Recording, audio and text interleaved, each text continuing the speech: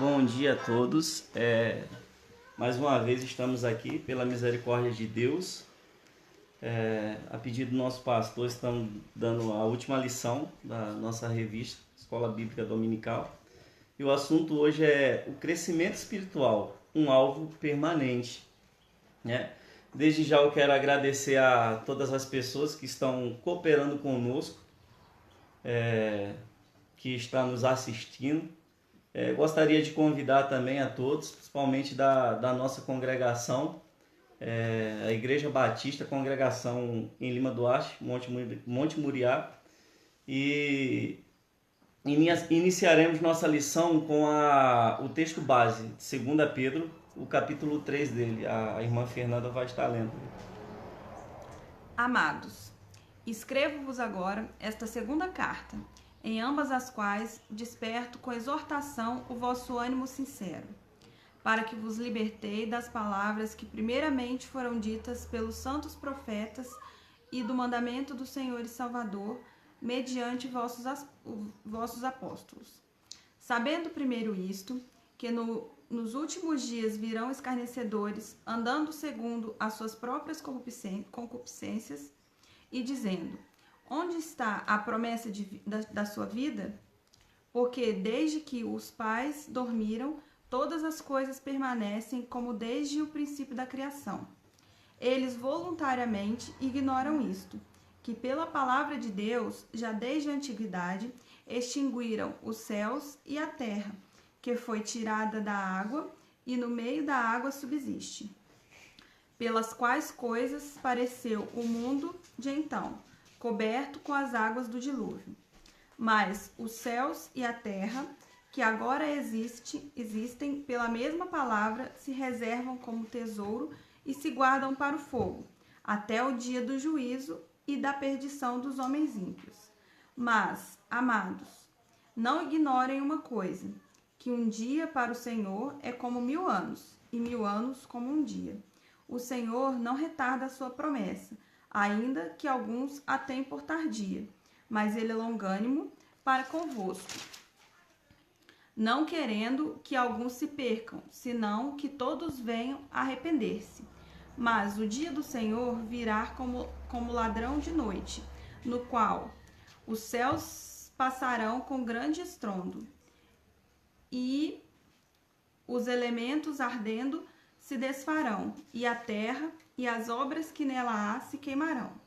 Havendo, pois, de perecer todas as coisas, que pessoas vos convém serem santo trato e piedade, aguardando e apressando-vos para a vinda do dia de Deus, em que os céus em fogo se desfarão, e os elementos ardendo se fundirão. Mas nós, segundo a sua promessa, aguardamos novos céus e nova terra, em que habita a justiça. Pelo que, amados, aguardando estas coisas, procurai que deles sejais achados imaculados e irrepreensíveis em paz. E tende por salvação a longanimidade de vosso Senhor, como também o nosso amado irmão Paulo vos escreveu, segundo a sabedoria que lhe foi dada. Falando disto, como em todas as suas epístolas, entre as quais há pontos difíceis de entender, que os inundou e inconstantes torcem, e igualmente as outras escrituras para sua própria perdição. Vós, portanto, amados, sabeis isto de antemão, guardai-vos de que, pelo engano dos homens abomináveis, sejais juntamente arrebatados e descaiais da vossa firmeza. Antes, crescei na graça e conhecimento do nosso Senhor e Salvador Jesus Cristo. A Ele seja dada a glória, assim agora como no dia da eternidade. Amém. Amém? Vamos estar orando pela palavra de Deus. Senhor Deus e Pai, em nome de Jesus na Tua presença, Deus, queremos Te agradecer, ó Pai, por essa oportunidade ímpar de podermos dividir com o Teu povo da Tua palavra. Muito obrigado, Senhor, pelo fato do Senhor nos ter permitido amanhecermos com saúde. E da mesma sorte, muito obrigado por essa ferramenta nova que o Senhor, em meio à dificuldade, fez nos despertar, ó Pai, chamada internet, que tem a possibilidade de levar a Tua palavra ainda mais rápido e de uma forma, ó Deus, mais abrangente. E graças Te damos por isso, ó Pai. Da mesma sorte, peço encarecidamente que o Senhor estenda Tuas mãos misericordiosas de poder sobre a minha vida, que eu venha falar aquilo que está no Teu coração, Deus, e aquilo que precisamos ouvir, porque de mim eu não tenho nada, mas cremos pela Tua misericórdia, que o Teu Espírito Santo, ó Deus, que é misericordioso, certamente falará aos nossos corações, e nós esconderemos a Tua santa palavra em nossos corações, para que nós não venhamos pecar contra Ti. E certamente ela servirá para a nossa edificação. E por isso, ó Deus, Te agradecemos, em nome de Jesus e para a glória de Jesus. Amém? Iniciaremos a nossa lição com a introdução que o autor escreveu aqui, que diz assim: ao terminar suas orientações de forma amorosa, o apóstolo Pedro volta-se para a importância da palavra de Deus, em que o foco é a fundamentação das verdades contidas nas Escrituras, lembrando que todas as promessas de Deus se cumpriram, e esta é justamente o motivo pelo qual deveriam se pautar. Deus cumpre sua palavra. Amados, Deus cumpre a sua palavra. O crescimento espiritual, que deve ser, ou pelo menos deveria ser, um alvo permanente na vida do cristão, e algo concreto, deveria se dar pelo fato de que Deus, Ele cumpre as suas promessas, Deus cumpre a sua palavra. Mas como podemos acreditar nisso? Como ter certeza de que Deus realmente ele cumpre a sua palavra? Dentre todos os livros religiosos que existem, a Bíblia ela é composta de cerca de 25% a 30% de promessas. Lembrando que a Bíblia é o único livro que tem promessas. que tem profecias, melhor dizendo. E o que é que acontece? O Alcorão veio de Maomé, o livro dos Mormons veio de Joseph Smith, mas a Bíblia é o único dentre muitos livros sagrados do mundo. Ele é único. Tem muitos livros sagrados, mas a Bíblia é único. Pelo fato de que ela foi escrita por várias pessoas, a Bíblia tem mais de 40 autores que vieram da província da Ásia, África, Europa, no espaço de tempo de aproximadamente 1.600 anos. E sem exceção de nenhum, os livros da Bíblia, eles se complementam, eles se encaixam, um depende do outro. Imagina só que mais de 40 autores de gerações diferentes, de países diferentes, de costumes diferentes escreveram, e essas palavras se encaixaram uma na outra de forma maravilhosa, né? E mesmo a um período tão longo, né? Imagina 1.600 anos de diferença, né? Imagina vários autores. A Bíblia foi escrita em hebraico, aramaico e o Novo Testamento no grego. Mas apesar de tantas diferenças culturais, de tantas diferenças históricas e principalmente cronológica, ela consegue se encaixar de forma maravilhosa. E o interessante, amados, é que das quase 400 promessas ou profecias feitas acerca da vinda de Cristo, 300 já se cumpriram. E se a gente fosse usar um dado matemático, a ciência da probabilidade na matemática, certos estudiosos eles calcularam que a probabilidade de 8 profecias acontecerem em relação à vida de uma determinada pessoa de um número que equivale a 1 de 10 a 110 elevado a 48. Né? Deixa eu explicar melhor. Imagina que se você fosse pegar moedas de R$1 ou 50 centavos e espalhasse aqui por todo o estado de Minas Gerais, isso daria uma altura de aproximadamente 60 centímetros. E você pegasse uma moeda, marcasse ela e jogasse aleatoriamente, e você pegasse o avião e parasse em qualquer lugar, e a primeira moeda que você pegasse fosse a que você jogou. Então é mais fácil isso acontecer do que todas as promessas em relação à vinda de Cristo ter acontecido na vida dele. Isso é uma prova concreta do que realmente tudo que a Bíblia falou é verdade, né? Coisa maravilhosa. E como acreditar que de fato Jesus existiu? É simples, irmãos.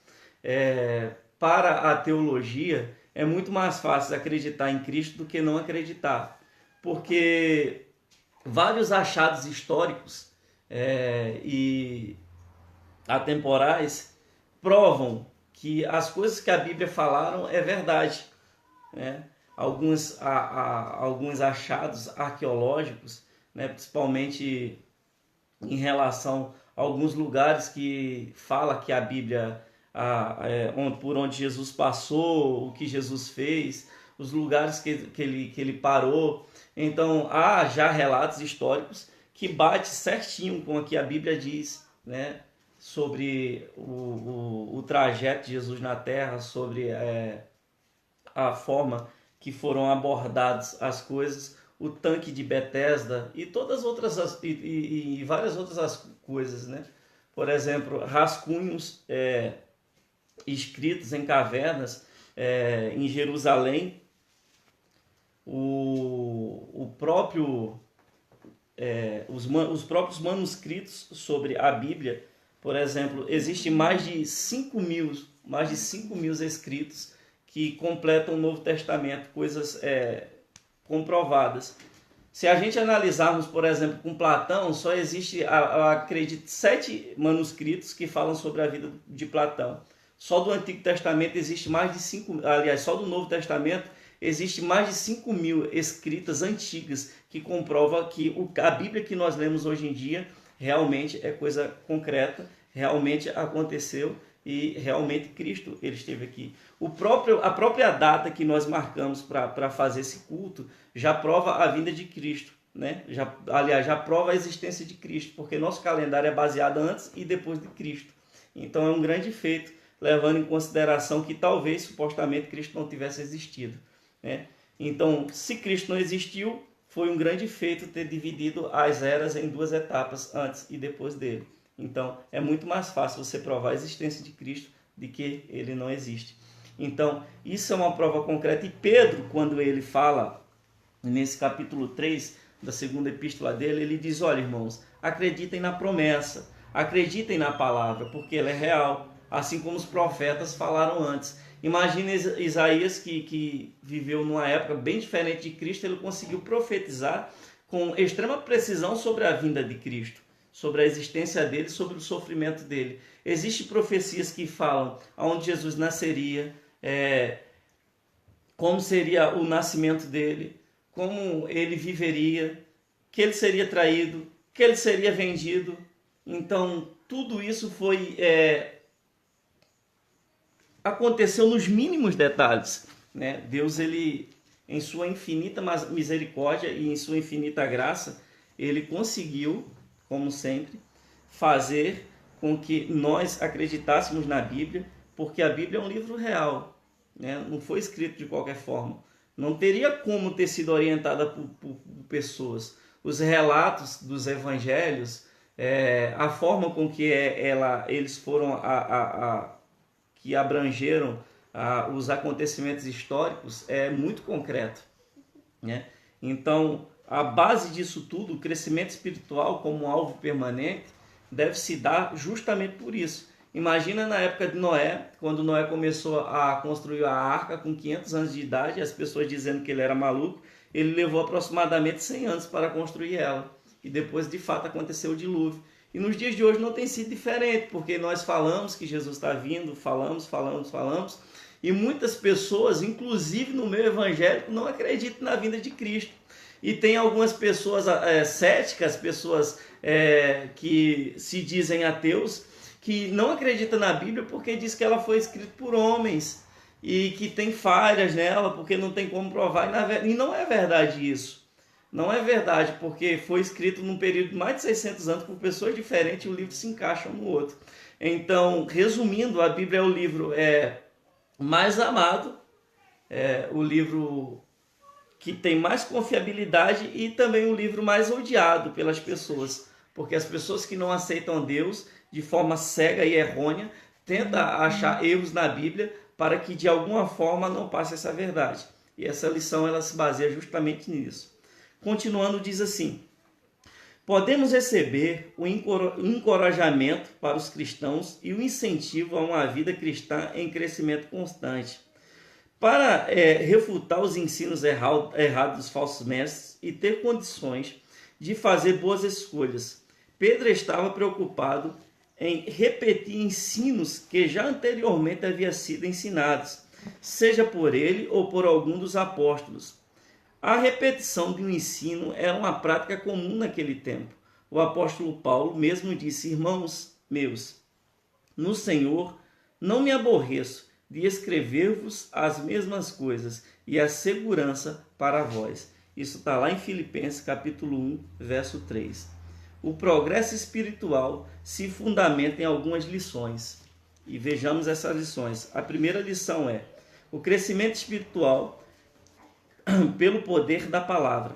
A ênfase da carta está no despertamento dos cristãos a respeito de promessas feitas pelo Senhor no decorrer da história e como elas se cumpriram. Ele fala da necessidade dos cristãos se lembrarem das palavras anunciadas pelos profetas do Antigo Testamento e que apontavam para uma vinda de um Salvador, Jesus Cristo. As profecias do Antigo Testamento se cumpriram plenamente na história e servem como fundamentação para a igreja, bem como para não crentes, como uma advertência que todas as promessas de Deus se cumprem. Olha que coisa maravilhosa. Todas as promessas de Deus se cumprem, né? Imagina Cristo, né, nascido de uma virgem num período em que passaram-se 400 anos cerca no qual Deus ele não falou com a humanidade, mas havia uma promessa de que Cristo viria. E quando Cristo ele vem, ele sai cumprindo nos mínimos detalhes, tudo o que a Bíblia revelara sobre a sua vinda bem antes. Inclusive, amados, olha que coisa interessante, né? Inclusive, para as pessoas que não estão pautadas em Deus, é muito difícil de acreditar nessas promessas, porque aparentemente são promessas vagas, né? Você é guiado por um livro que supostamente foi escrito por outras pessoas, né? Mas quando Jesus voltou, aliás, quando Jesus ele nasce, que Maria leva ele para ser circuncidado, né? O ancião que estava lá, quando pega Jesus Cristo, ele diz assim: olha, Senhor, agora o Senhor pode me levar em paz, porque os meus olhos já viram a tua salvação, né? A pessoa que está pautada na palavra de Deus, ela sente a presença do Espírito Santo de Deus. Ela sente Deus falando no coração dela. De modo, amados, que a Bíblia, ela é um livro maravilhoso, porque é o único livro que existe no planeta no qual o próprio autor dela nos ajuda a entendê-la, revelando a sua palavra segundo a sua vontade. Eu sou uma pessoa que gosta de ler muito. E eu gosto de ler pelo simples fato de que, quando eu estou assistindo um filme de super-herói ou alguma coisa, as aventuras que acontecem naquele filme, é o moço que está fazendo aquilo dali. Quando eu leio, é como se eu fizesse parte da história, né, do livro que eu estou lendo. Mas quando eu leio a Bíblia, olha que coisa maravilhosa. É como se o próprio Deus, é como se Cristo estivesse do nosso lado nos ensinando, né? É como se ele estivesse do nosso lado explicando cada detalhe. E é impressionante quando você lê uma coisa no Antigo Testamento que você vê ela no Novo Testamento. É maravilhoso quando você lê Isaías dizendo assim: olha, foi um homem desprezado entre os outros.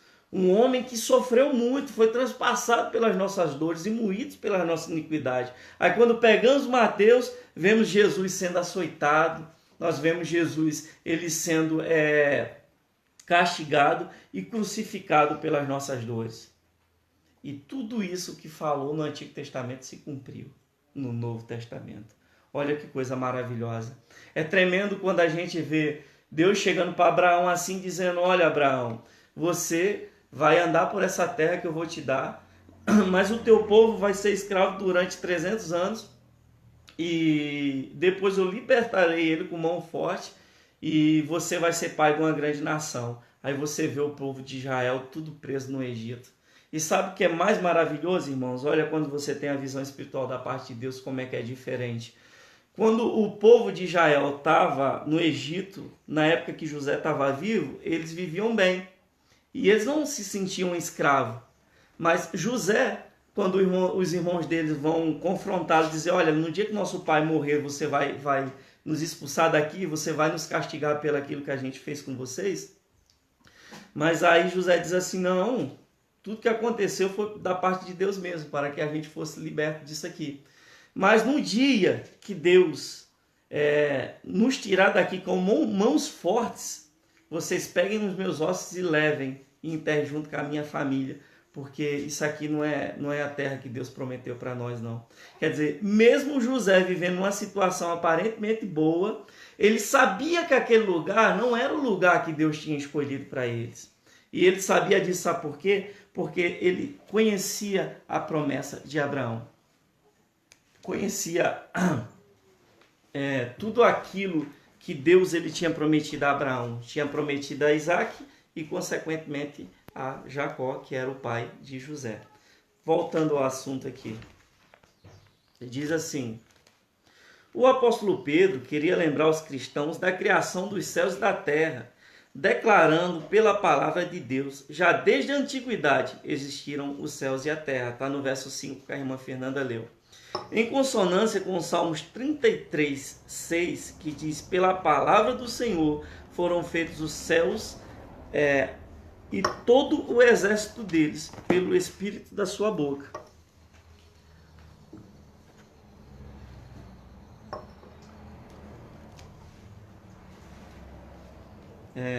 Pela palavra do Senhor foram feitos os céus e todo o exército dele, pelo Espírito de sua boca. Isso está lá em Hebreus. Aliás, está lá em Salmos 33, 6. Em Hebreus 1, do 1 ao 3, diz que havendo Deus antigamente falado muitas vezes e de muitas maneiras aos pais pelos profetas, a nós nos falou nestes últimos dias pelo seu Filho, por quem fez também o mundo e sustentando todas as coisas pela palavra do seu poder. Olha que coisa maravilhosa. Havendo Deus falado antigamente através dos profetas, hoje Deus fala através do seu Filho. Ele fala através da sua palavra, propriamente escrita. E daí, amados, nós conseguimos entender a necessidade do crescimento espiritual através do poder da palavra de Deus. E por que poder da palavra de Deus? A Bíblia diz que o povo de Deus sofre por falta de conhecimento. Irmãos, independente da igreja que façamos parte, né? Independente do credo que algumas pessoas dizem que segue, só existe uma forma de ser liberto, é através da palavra de Deus, né? A Bíblia diz: conhecereis a verdade e a verdade vos libertará. Então é impossível um cristão ele se encher de poder se ele não tiver, ou pelo menos não buscar, uma íntima relação com Deus através de sua palavra, né? Porque a Bíblia diz que o Espírito Santo vos fará lembrar. Então como vamos nos lembrar quando vamos falar do amor de Deus para alguma pessoa, daquilo que a gente nunca viu? Então, se você passa a vida inteira orando, mas você não lê a Bíblia, é como se você estivesse atirando no teu pé. Da mesma forma, se você lê a Bíblia e você não busca Deus em oração, você enche de conhecimentos vãos, porque você não consegue colocar tudo aquilo que você aprendeu em prática. Imagina, irmãos, que a única forma, a única forma de você conhecer a Deus é através da sua palavra. E a única forma de você ter intimidade com o Espírito Santo de Deus e com Cristo é através das orações. De modo que um cristão que ele não tem a vida pautada na palavra de Deus, ele é um cristão fraco, tende a cair, né? Imagina que se você pega uma pessoa, a pessoa chega na tua igreja lá e na hora da pregação a pessoa, fica endemoniada. Aí você vai, ora, expulsa o demônio, o que é que vai acontecer? Quando a pessoa virar a esquina, o demônio vai entrar de novo. Porque a pessoa não foi liberta pela palavra de Deus. A pessoa não foi transformada pela palavra. A Renata está falando aqui, a palavra é vida e é verdade. De fato, a palavra de Deus é vida. E é verdade, é a palavra que nos liberta. Quando você vê pessoas falando que algum cristão caiu endemoniado em alguma igreja, isso é conversa fiada. O verdadeiro cristão, ele não fica endemoniado. Não existe relatos bíblicos de que algum cristão, servo do Senhor, ficou endemoniado algum dia. Sabe por quê? Porque ele foi liberto pela palavra de Deus.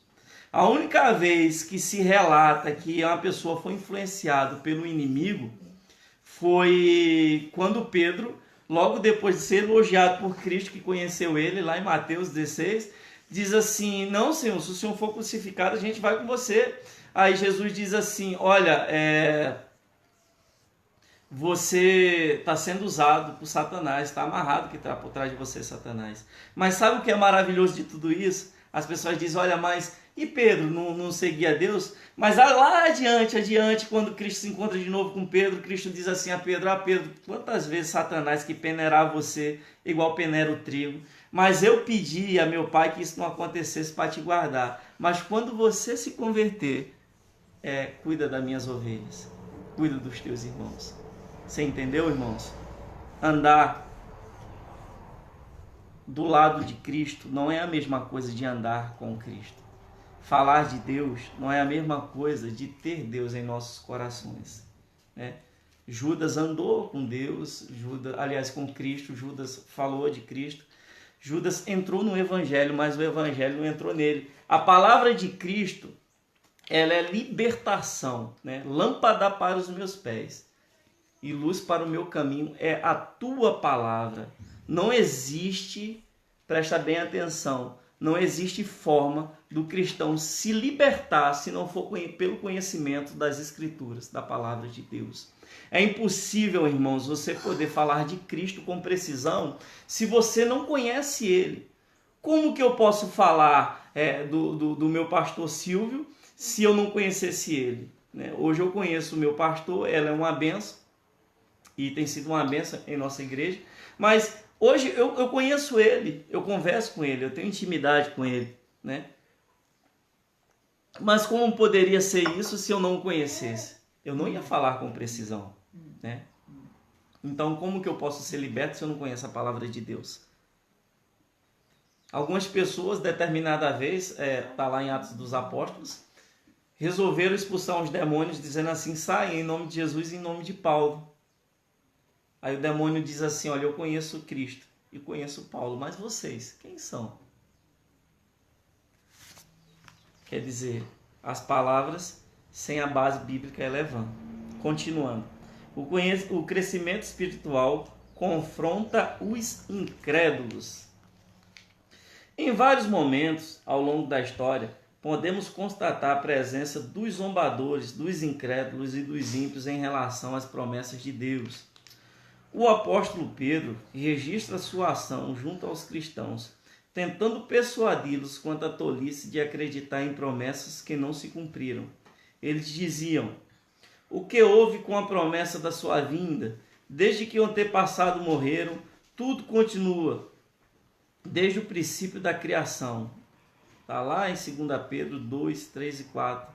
A orientação e a advertência do apóstolo era para que seus leitores, ouvintes, estivessem alertas e vigilantes contra os escarnecedores e zombadores que trariam falsos ensinamentos. Amados, e hoje não é diferente, né? Quando eu era pequeno, a minha tia falava que o mundo ia acabar com fogo. E ela dizia assim: olha, o fogo a gente vai ver, ele vai estar longe, quando a gente olhar vai estar em cima da gente. E aquilo me trazia um medo, um desespero, eu ficava muito preocupado, né? E, rapaz, o mundo vai se acabar com fogo, deve ser muito ruim morrer queimado. Eu ficava muito nervoso.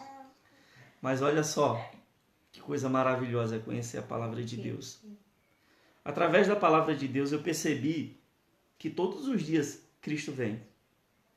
Todos os dias Cristo volta. Cristo não voltou para mim e para você. Que eu que estou falando aqui do amor de Cristo pela sua misericórdia agora essa manhã, você que está me ouvindo. Mas para as 217 pessoas que morreram ontem do coronavírus, para elas Cristo já voltou. Elas não terão outra oportunidade. Se morreram com Cristo, amém. Se não, misericórdia.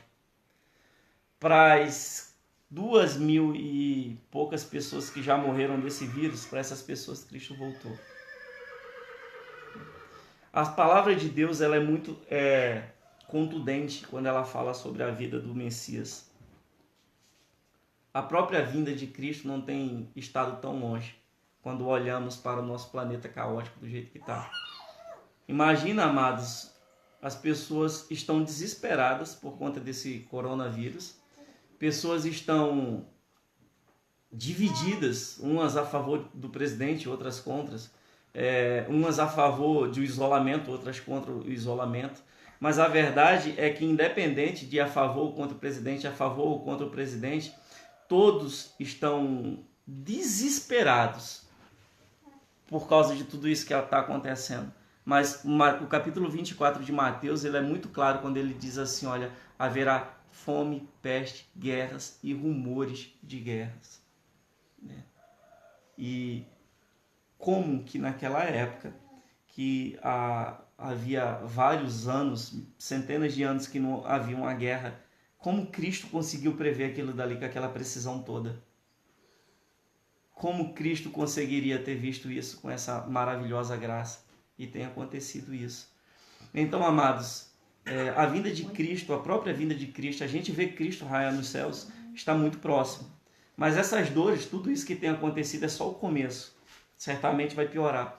Mas o verdadeiro cristão que tem a palavra de Deus pautada em sua vida, ele, mais do que esperar a sua vinda, ele caminha junto com Cristo todos os dias. Então, o dia que Jesus voltar vai ser um dia maravilhoso, mas vai ser um dia já esperado pelos cristãos, porque o verdadeiro cristão, ele vive todos os dias como se fosse o último da vida dele, né? E para essas pessoas Imagina que a expectativa de vida mais longa, se não me falha a memória, deve ser do Japão, da China, que as pessoas chegam a viver 95 anos. No Brasil vive cerca de 75, 80 anos de idade. Então, nossa geração que nós estamos vivendo hoje, a nossa geração, inclusive da Manuelinha, minha filha, que tem 2 meses de idade, digamos que ela viva 120 anos. Então, para Manuela, a vinda de Cristo não passa de 120 anos. Ou seja, um dia, vamos ter que dar conta a Cristo de tudo aquilo que nós fazemos aqui na Terra, de bom ou de ruim. Imagina só que eu estou com 35 anos de idade, né? Daqui a pouco eu vou estar velho, meus filhos vão estar grandes, e um dia eu vou ter que me encontrar com Cristo. O que é que eu vou falar para ele? O que é que eu vou dizer a ele?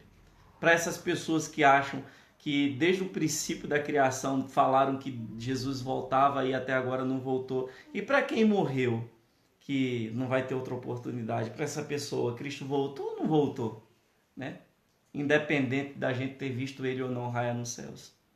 E para as pessoas que Noé falou que Cristo, aliás, que ia cair um dilúvio, quem acreditou e quem não acreditou, como é que foi? E assim como foi nos dias de Noé, amados, tem sido nos dias de hoje. Né? Nos dias de Noé, tudo encaminhava para o dilúvio, mas as pessoas não acreditaram. Nos nossos dias, tudo tem encaminhado para a decadência do mundo e a vida de Cristo. Mas ainda assim as pessoas não têm acreditado. As pessoas têm feito vista grossa. Agora a questão maior é, e eu e você? O que temos feito? Temos levado o Evangelho de Cristo? Temos falado para as pessoas? Amados, passamos tempos difíceis. Pessoas não acreditam porque que Deus, um Deus soberano, amoroso, permite que tantas coisas ruins aconteçam. Né? E cabe a nós mostrarmos a realidade do mundo a eles. Que o mundo está ruim e vai piorar. Mas a realidade é que nós não somos desse mundo. Estamos nele, mas não somos dele. Não pertencemos a ele.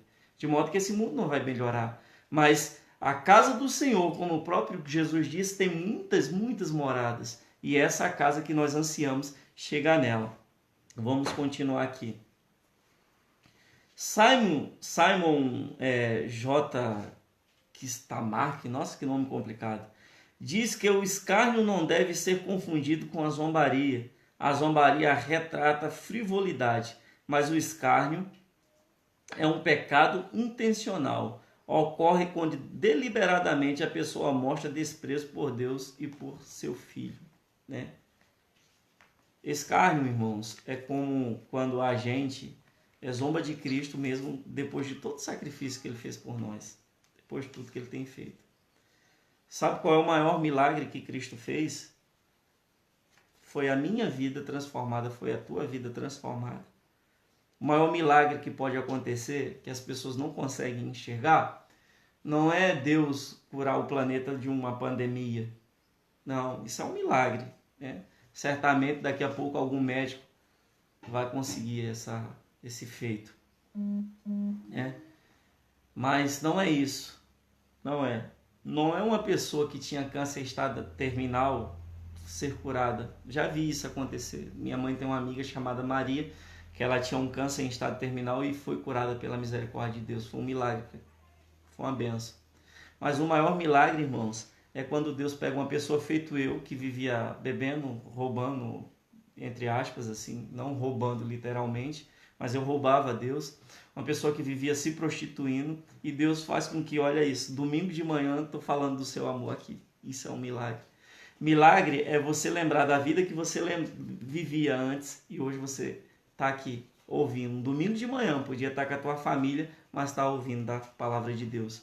Milagre, amados, é quando tem pessoas drogadas que psicólogos levam anos para tentar curar ele e ele sai limpo e de vez em quando tem algumas recaídas, mas quando ele se encontra com Jesus, que entrega de fato a sua vida a ele, eles são libertos. Isso é um milagre, que é o milagre da mudança, e esse só Cristo consegue fazer. Continuando, diz assim Pedro, diz: não se esqueçam disto, amados, uma referência direta como o Senhor governa a história. Deus é atemporal. Para ele, passado, presente e futuro são as mesmas coisas. Um dia é como 1000 anos e 1000 anos é como um dia. Ele fala isso lá no verso 8. Na visão dos escarnecedores, Deus estava indiferente à situação humana e ao mundo. E o mundo estava à sua própria sorte. Numa visão deísta, o mundo foi criado e abandonado, e jamais acabará. Deus é atemporal, irmãos. A gente acha que as coisas estão muito difíceis e a gente acha que muitas vezes Deus ele não tem prestado atenção na minha e na tua situação porque é difícil. Isso é porque quando a gente se lembra que há um Deus, a gente ora a Ele pedindo uma mudança hoje e quer que Ele faça ontem, né? Presta atenção. Imagina que uma pessoa roubou, uma pessoa matou e encontra Cristo. Cristo vai e o liberta de tudo aquilo. Ele se transforma uma nova criatura. Mas há uma sociedade na qual a pessoa precisa pagar pelo crime que ele cometeu. E certamente essa pessoa vai para a cadeia, né? Isso não quer dizer que Deus ele não transforme a vida dessa pessoa. Mas quando nós, um exemplo, vivemos roubando, nos prostituindo e às vezes adoecemos, pegamos uma doença sexualmente transmissível em estado terminal, Deus liberta, mas há consequências para o pecado. O salário do pecado é a morte, né? Nós devemos uma morte a Deus e certamente um dia morreremos. Mas a libertação do pecado não quer dizer que nós não venhamos pecar mais, mas quer dizer que nós passamos a não ser escravos do pecado. Quando cometemos alguma coisa errada contra Deus, o nosso coração, influenciado pelo seu Espírito, faz com que nós venhamos nos sentir mal de tudo aquilo que nós estamos fazendo e falando. E isso sim, amados, é uma verdadeira transformação. De modo que para Deus não tem tempo, né? Não é que Deus ele se atrase nas coisas que ele vai fazer. Ou não é que Deus, ele, como eu posso falar de uma forma assim direta, não é que Deus ele esteja esperando uma oportunidade melhor, é que há um tempo para tudo. Há um tempo para rir, chorar, nascer, crescer, plantar, colher, alegrar-se, ficar triste, há um tempo para tudo. E Deus, por estar no controle de tudo, nada foge ao seu tempo, nem aquilo que tem que acontecer. De modo, amados, que a mudança ela começa por nós, de dentro, mas ela vem através do Espírito Santo de Deus. E é Deus que muda os nossos atos e atitudes. Mas para isso devemos deixar o nosso coração aberto para Ele. Terceiro ponto, o crescimento espiritual fortalece na prontidão. Um dos temas recorrentes nos ensinos do Senhor Jesus e dos apóstolos trata da necessidade de viver preparado para a morte ou para a triunfante volta do Senhor Jesus. A preparação para o encontro com Deus no Antigo Testamento era algo de muita importância e levado a sério pelo povo de Deus. No Novo Testamento, a ideia não é se preparar para um dia especial de festividades, rituais e cerimoniais, mas viver preparado a cada dia como sendo o último dia vivido nesta terra, compreendendo que um dia a morte chegará e não sabemos quando será. Então há necessidade de viver preparado para estar com o Senhor na eternidade. Olha que coisa maravilhosa. Estarmos de prontidão. O crescimento espiritual, amados, também ele faz isso com o cristão. O cristão ele tem a consciência de que ele, independente de onde ele esteja, do que ele esteja fazendo, sempre tem alguém do nosso lado nos olhando, que é Deus. Deus é onisciente. E tendo a certeza da onisciência de Deus, o que é que nós fazemos? Nós nos preparamos para o dia em que enfim encontraremos a Cristo, né? Estamos prontos. O verdadeiro cristão está pronto. O verdadeiro cristão ele está sempre pronto a dar uma palavra da parte de Deus para alguém que está precisando. Ele está sempre pronto a fazer uma oração por alguém que está passando por uma dificuldade.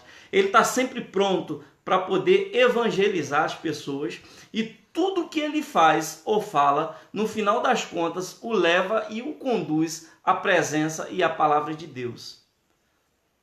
Os verdadeiros cristãos, ele entende o que eu estou falando. Você já percebeu que sempre que você está falando com alguém e que o assunto começa a ficar mais sério, no final das contas, você se pega falando de Cristo e de tudo que ele faz e fez por você? Já percebeu? E você já percebeu também, não sei o caso dos irmãos, mas principalmente o meu, quando eu era novo, quando eu pensava na morte, eu chegava a perder o sono. Perdi o sono e ficava preocupado e ficava irritado, porque a gente, quando está aqui na Terra, a gente sofre muito, irmãos. E trabalha muito, eu achava injusto. Eu pensava assim, gente, eu trabalho a vida toda para construir uma casa, uma família, depois eu vou morrer e não vou levar nada. Hoje em dia, quando eu penso na morte, eu penso na eternidade. Eu penso que a morte é apenas uma ponte na qual eu preciso atravessar para poder encontrar o meu Senhor e Salvador. Se pela misericórdia de Cristo eu alcançar a sua vinda, amém, vai ser bom. A Bíblia diz que o que é corruptível se revestirá de incorruptibilidade. Mas se não, eu creio que pela misericórdia de Deus, eu encontrarei com Cristo. E isso, como a própria Renata acabou de falar, isso é uma verdade gratificante. Bom dia, Gilmar. Paz do Senhor para você também, meu amado. É uma verdade gratificante, irmãos. Você saber que isso que você está fazendo não é em vão. Há um Deus que vela por você. E sabe o que mais me dá alegria em servir a Cristo? É que, ainda que se não existisse um céu depois desse, servir a Cristo seria a melhor opção. Sabe por quê? Porque a pessoa que é um verdadeiro cristão, ele não bebe, ele não fuma, ele não se prostitui. Com isso, ele consegue economizar dinheiro e ter uma vida mais saudável. Ele dá valor à sua mãe, à sua esposa e a seus filhos. Com isso, ele se torna um bom pai, um bom filho, um bom marido, consequentemente um bom vizinho. Ele consegue viver em paz. Né? Olha que coisa maravilhosa. E ainda por cima, Cristo chega e diz, olha meu filho, minha filha, depois de tudo isso, eu vou estar esperando por vocês na eternidade. Olha que bênção. Estarmos sempre prontos. Diante de todo o exposto, Pedro deixa os escarnecedores e zombadores de lado e foca nos cristãos para que reflitam sobre a importância de suas vidas, a motivação que impulsiona a caminhada, as mudanças que se fazem necessárias. Enfim, se o fim está próximo e este mundo vai terminar, como devemos aproveitar a nossa vida? Que tipo de pessoas devemos ser? A ordem é que vivamos em santidade e piedade. Entendeu, irmãos? Pedro coloca toda a dificuldade dele de lado, coloca os escarnecedores de lado, zombadores de lado e começa a focar e falar na palavra de Deus. Amados, sempre vai ter um vizinho para falar mal de você. Sempre vai ter alguém na tua casa para te confrontar. Sempre vai se levantar um irmão ou alguém, às vezes até da própria igreja.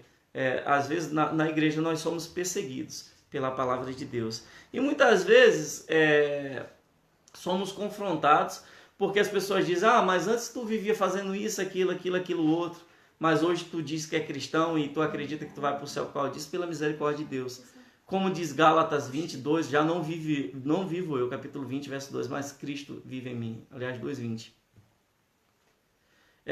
Não vivo eu, mas Cristo vive em mim. E a vida que agora vivo, eu vivo pela misericórdia do Filho de Deus, aquele que me resgatou e me salvou. De modo que colocamos as coisas de lado. O Telho de antigamente, quando ficava chateado com alguma coisa, queria partir para briga, confusão. Hoje em dia, quantas vezes eu chego para minha mãe, tá até rindo ela ali de lado, eu digo, mãe, a gente tem que orar, entrega na mão de Deus, deixa isso para lá. Efésios 6:11 diz que a nossa luta não é contra a carne nem contra o sangue, mas contra os principados e potestades nas regiões celestes.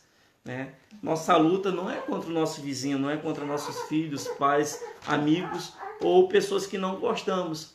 Mas nossa luta é contra o Deus desse século, que é o inimigo, que é Satanás, que tem tirado ou tentado tirar de muitas formas a vida das pessoas, fazendo com que elas caiam em tentação e neguem ao próprio Cristo ou a essência de tudo que Deus representa. Então, o verdadeiro cristão está de prontidão, não para bater de frente com essas coisas, mas para falar do amor de Cristo. Há uma diferença, amados, entre você condenar as pessoas ao inferno porque supostamente ela não segue ou serve ao Deus que você serve, e há uma diferença entre você falar do amor de Deus.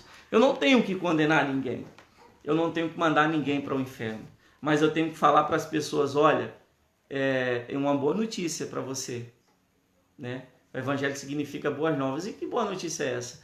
É que independente do que você fez ou esteja fazendo, há um Deus que se fez homem e morreu por você e por mim. E esse Deus tem o maior interesse em transformar a tua vida como Ele transformou a minha. Devemos pregar a palavra de Deus com amor, colocando os zombadores de lado, as pessoas que estão caluniando a Deus de lado. Independente do que eles fizerem, fazer o que Cristo fez. Independente de ser traído ou negado por Judas e Pedro, Jesus continuou os amando. E o que ele fez foi continuar dando apoio a eles. E até o último dia que Jesus esteve aqui na terra e foi assunto a céu, subiu aos céus, ele os tratou da mesma forma, desde o começo, sempre dando oportunidade. Pedro negou a Jesus, Jesus diz, olha Pedro, tu me amas, cuida das minhas ovelhas, né? E muitas vezes dizemos que amamos a Cristo, mas não cuidamos das ovelhas dele. Como podemos provar que amamos a Cristo? Como podemos provar que amamos a Deus se Cristo não está do seu lado, Cristo não está do meu lado? Como podemos provar? E ele deu essa resposta através de Pedro. Ele diz assim, tu me amas? Cuida das minhas ovelhas. Devemos fazer isso. Devemos mostrar o amor de Cristo através de nós, amando os nossos irmãos, amando os nossos amigos e principalmente amando, como a Renata falou aí, a quem nos ferir. Temos que amá-los.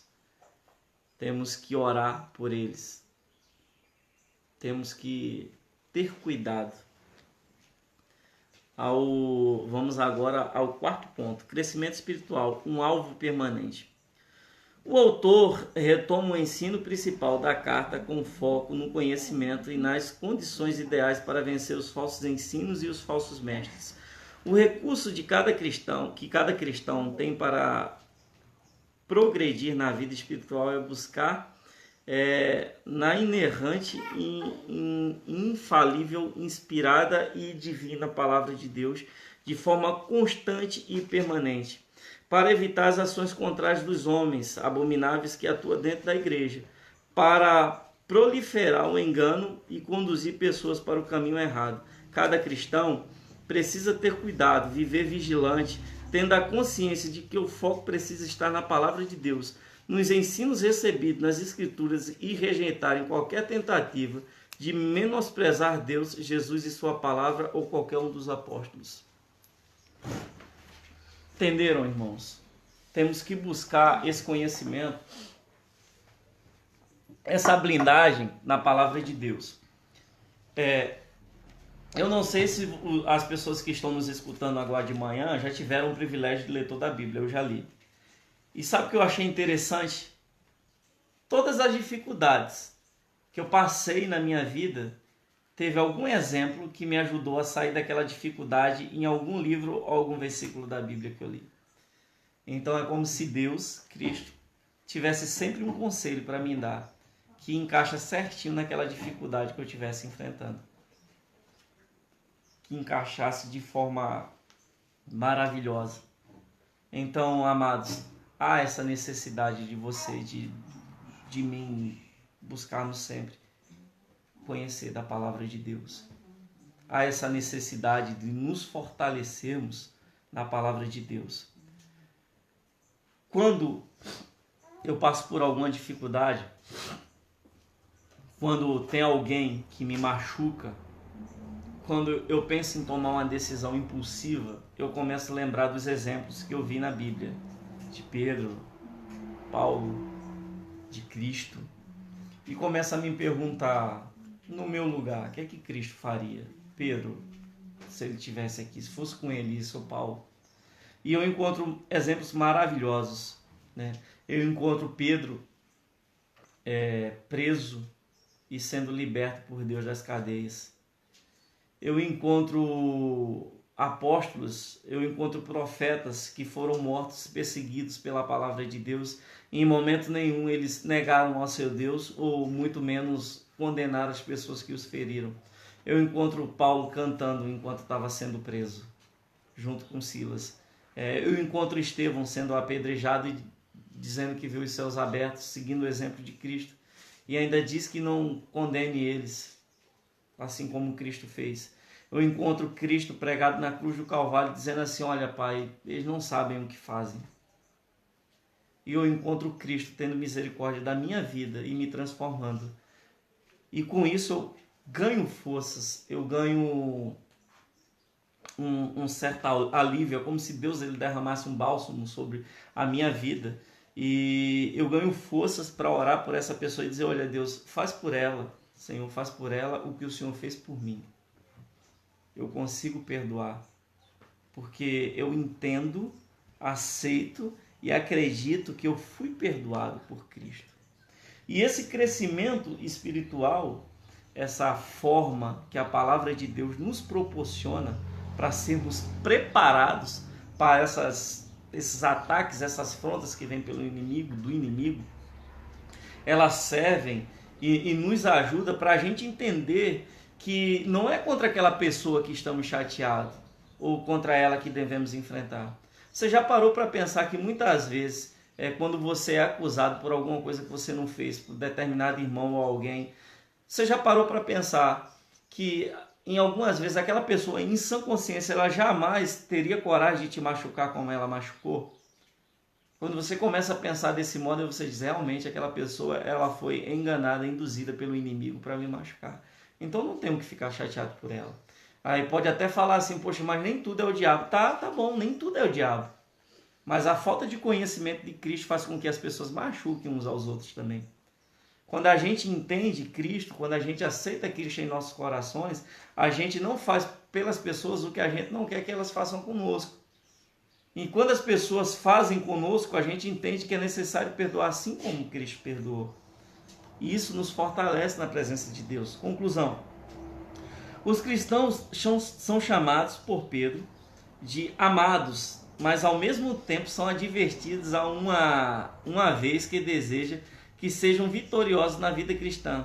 Ele os encoraja, primeiro, a se lembrarem constantemente da palavra de Deus, seja pelos profetas ou pelos apóstolos, né?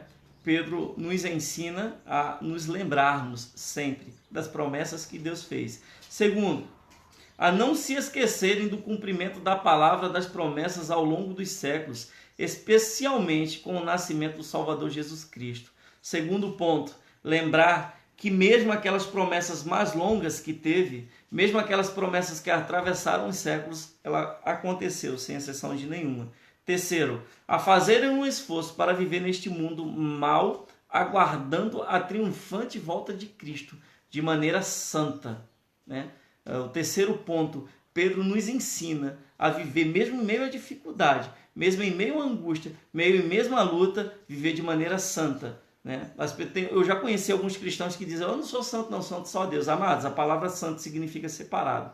Se você é servo do Senhor, você é santo sim, você foi separado desse mundo para Deus. Então temos que viver de forma santa, ou pelo menos tentar viver o mais separado do pecado possível. E sempre que pecarmos, lembrarmos de nos arrepender, principalmente dizer, olha, Senhor Jesus, nos liberta disso aqui que está nos prejudicando.